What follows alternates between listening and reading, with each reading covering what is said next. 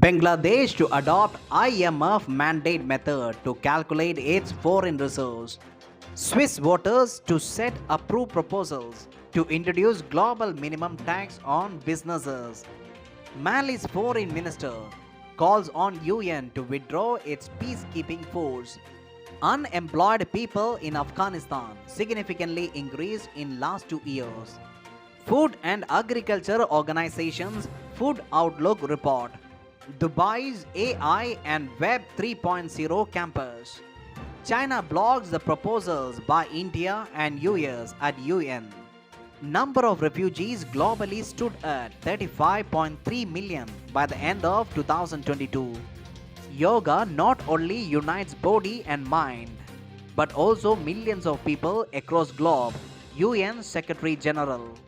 United Nations adopt first ever treaty to protect marine life in high seas.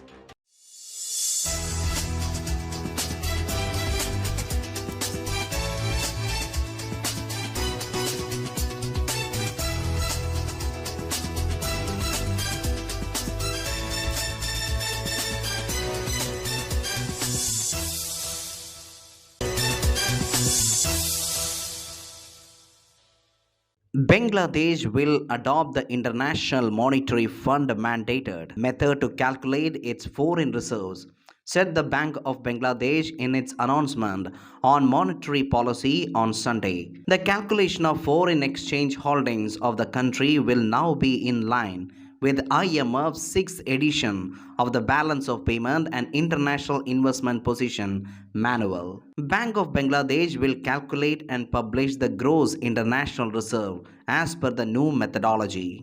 According to Bangladesh Development Update, published by the World Bank in April 2023, moving to IMF methodology would take out the amount committed by the government to Export Development Fund worth rupees 6 billion in January 2023. Bangladesh Infrastructure Development Fund of USD 2 billion and swap arrangement with Sri Lanka amounting to USD 200 million from the calculation of foreign exchange reserve of the country. Some analysts say this would adversely affect the figures for the foreign exchange reserve of Bangladesh, which stood at USD 29.87 billion in May 2023 as per the current method of calculation. However, while announcing the new monetary policy, Bank of Bangladesh said that its foreign exchange reserve will rise to USD 30 billion, which is equivalent to 5 months import.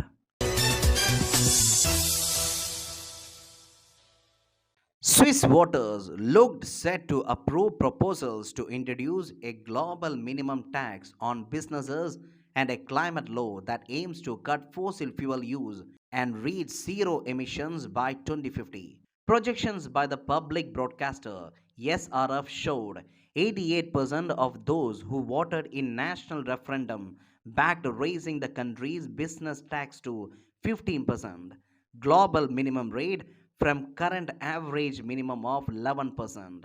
55% supported the climate law. In 2021, Switzerland joined almost 140 countries that signed up to an Organization for Economic Cooperation and Development (OECD) deal to set a minimum tax rate for big companies. The move aimed at limiting the practices of shifting profits to low tax countries. Even with the increase, Switzerland will still have one of the lowest corporate tax levels in the world.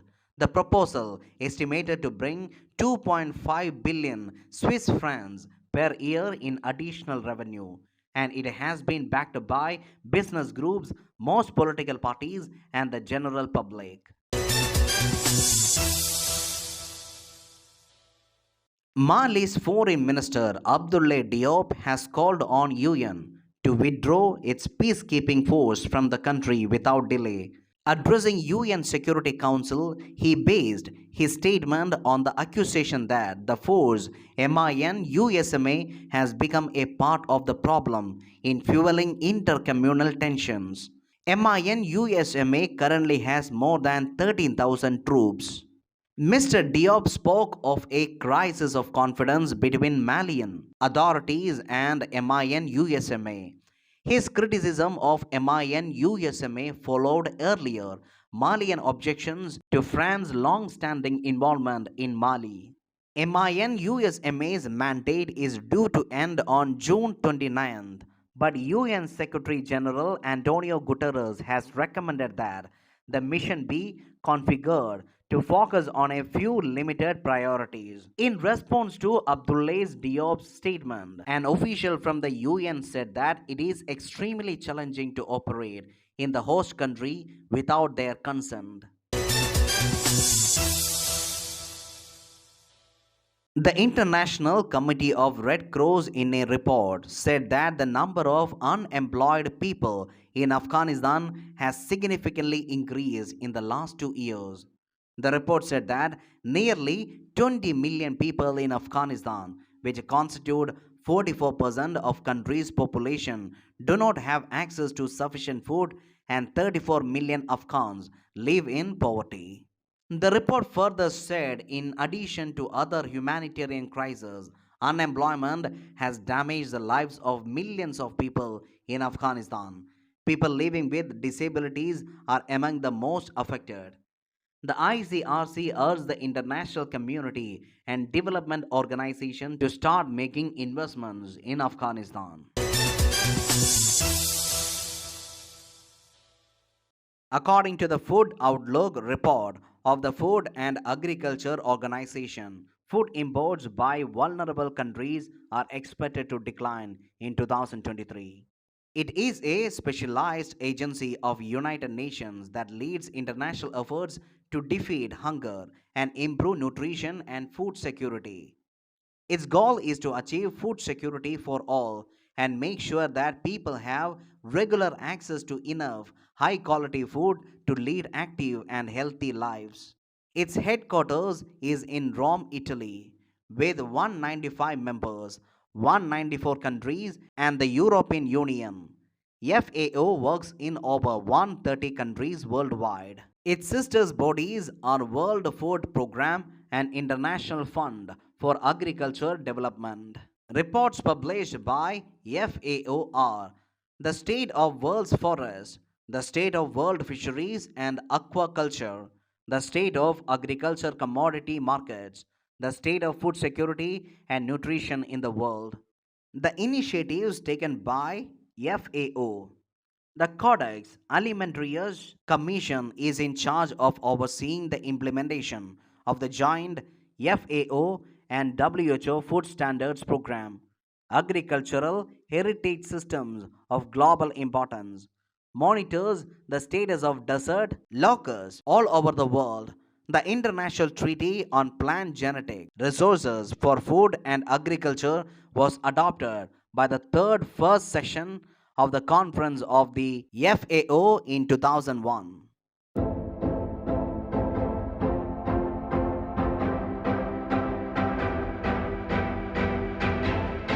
On 18th June 1812, after much debate, the US Senate voted 19 to 13 in favor of a declaration of war against Great Britain, prompted by Britain's violation of Americans' right on the high seas and the British incitement of Indian warfare on the western frontier. The next day, President James Madison officially proclaimed the US to be in a state of war. The War of 1812 lasted over 2 years and ended with the signing of Treaty of Ghent in Belgium on December 24, 1814. On 21st June 1788, the Constitution became the official framework of the government of United States of America, when New Hampshire became the ninth of 13 states to ratify it. The journey to ratification, however, was a long and arduous process. Dubai International Financial Center DIFC has unveiled plans to establish the Dubai AI and Web 3.0 campus, a groundbreaking initiative aimed at attracting over 500 AI and Web 3.0 companies to the region by 2028. under the guidance of Sheikh Maktoum bin Mohammed bin Rashid Al Maktoum, the first deputy ruler of Dubai and president of DIFC. The ambitious project seeks to create a dynamic hub for emerging technologies. Spanning an expansive area of 1 lakh square feet within DIFC premises, the Dubai AI and Web 3.0 campus is set to become the largest cluster of artificial intelligence and tech companies in the Middle East and North African region. The state of the art facility will house cutting edge hardware, research and development facilities, accelerate programs, and collaborative workspace, providing an ideal environment for visionary entrepreneurs and innovators. With a specific focus on the integration of AI and Web 3.0 in the financial service industry, the campus aims to drive innovation and transform the sector. The DIFC Innovation Hub's latest venture, headquartered at the center's new Innovation One premises, seeks to attract significant investments totaling $300 million and generate over 3,000 job opportunities within next 5 years. China has blocked a proposal by India and US at the United Nations to designate Pakistan based LET terrorist Sajid Mir, wanted for his involvement in Mumbai terror attacks, as a global terrorist. Beijing blocked the proposal, which had been moved by US and co-designated by India to blacklist Mir under 1267 Al-Qaeda Sanctions Committee of the UN Security Council as a global terrorist and subject him to assets freeze, travel ban, and arms embargo. In September last year, it was learned that China had put a hold on proposal to designate Mir at the UN. Beijing has now blocked the proposal. Mir is one of India's most wanted terrorists and has a bounty of 5 million US dollars placed on his head by US for his role in the 2611 Mumbai terror attacks. In June last year, Mir was jailed for over 15 years in a terror financing case by an anti-terrorism court in Pakistan. Pakistani authority had in the past claimed Mir had died, but Western countries remained unconvinced and demanded proof of his death. This issue became a major sticking point in FATF's assessments of Pakistan's progress on the action plan late last year.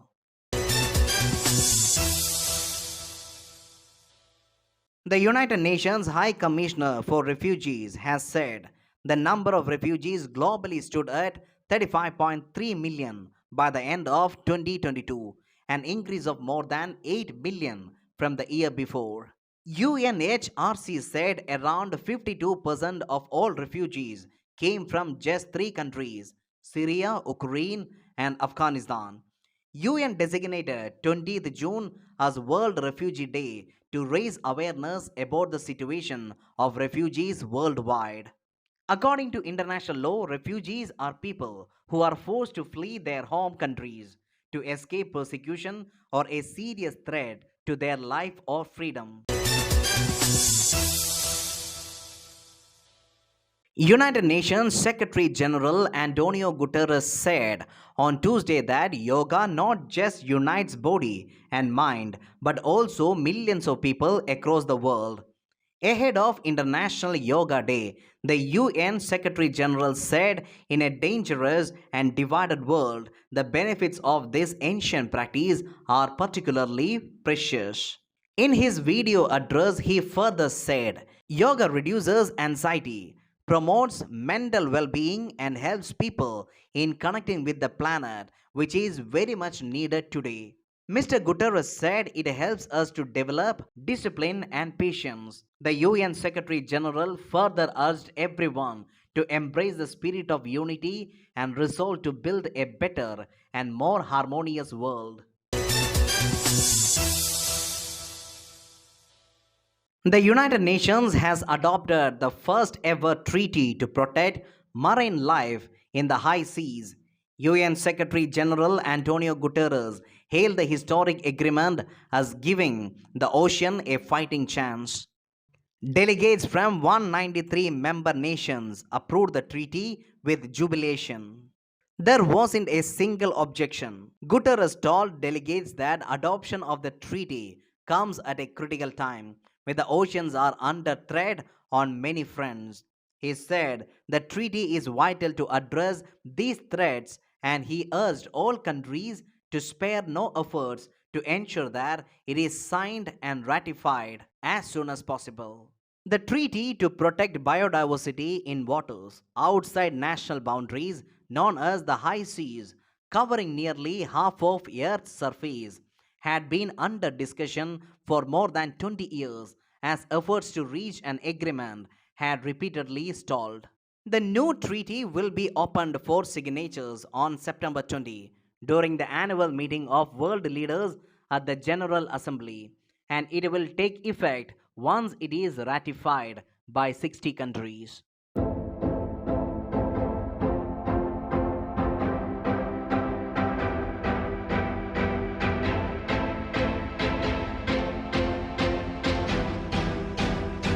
Jesse Owens was an American track and field athlete who won 4 gold medals at 1936 Olympics Games. Owens specialized in sprints and long jump and was recognized in his lifetime as perhaps the greatest and the most famous athlete in track and field history. He set 3 world records and tied another, all in less than an hour.